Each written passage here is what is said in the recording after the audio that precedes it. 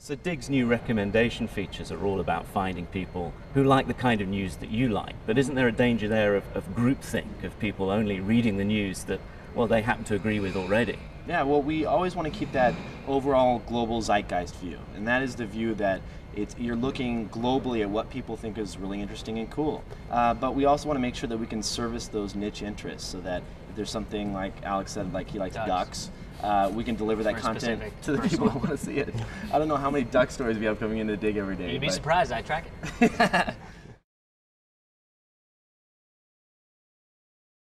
Surround Video is a project that we worked on as a part of what we call rapid prototyping. This is where a bunch of engineers come up with a wacky idea for something that nobody's ever tried before, and we spend about a week doing some experiments and making a little prototype or demonstrator. Now, Surround Video itself came out of the idea of how you could enhance the viewer's sort of feeling of immersion when watching a TV program. You're probably familiar with the idea of surround audio, where you put multiple speakers around your living room, and if you're prepared to go and spend the money on the extra speakers and make the space to put them up, then you can get a much better sort of audio experience from the film or program you're watching. So we thought, could we do something similar for video? Is there some sort of bolt-on device that you could get at home that would expand your view of the scene and give you much more of a feeling of immersion?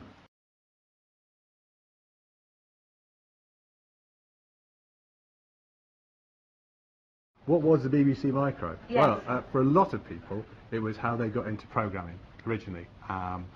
It was in a lot of schools, it was in a lot of homes, not as many homes as some other machines, but for a lot of people it was their introduction to programming and computing in general. But what I found out is that if you look at what the BBC Micro was, over time, it was an education program. And actually it came out of adult literacy programs, and it was the idea of introducing computer literacy to the British public as a whole. By the mid-80s, I think 86 or so forth, I think every primary school in the UK had been given one by the Department of Education. So that's a lot. That's about 25,000 schools. And the evidence, by this time I'm working in BBC Education, remember, you know, the evidence seemed to be that, okay, they'd got the micro, but it was still in the cardboard box. So the question is, what could we do, BBC Education, schools department, although I might work mainly for adults, did this for schools, you know, could I come up with a short TV series that would encourage the teachers to kind of open the box and get the thing out? So my connection with micro was really, you know, a personal one on the one hand, and a sort of, now I suppose, a kind of promotional thing. Here's this amazing thing you've got, and if you only open the box, the kids will love it, which of course is exactly, the kids did love it. So how effective the programs were in getting the kids to open the box. They were miniature programs, 5-part series, I think there were 5, where each program showed the micro being used for something interesting or wacky that the kids would just desperately want to do, and thereby sort of, as it were, blackmail the teacher into opening the box.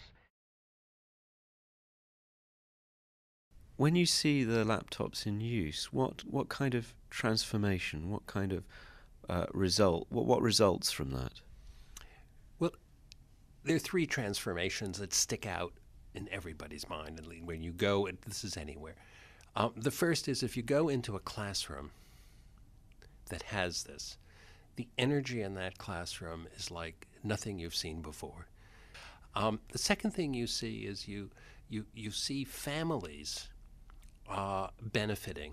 Lots of parents tell us that they can't wait for the child to go to sleep, because as soon as the child's asleep, they take the laptop and use it.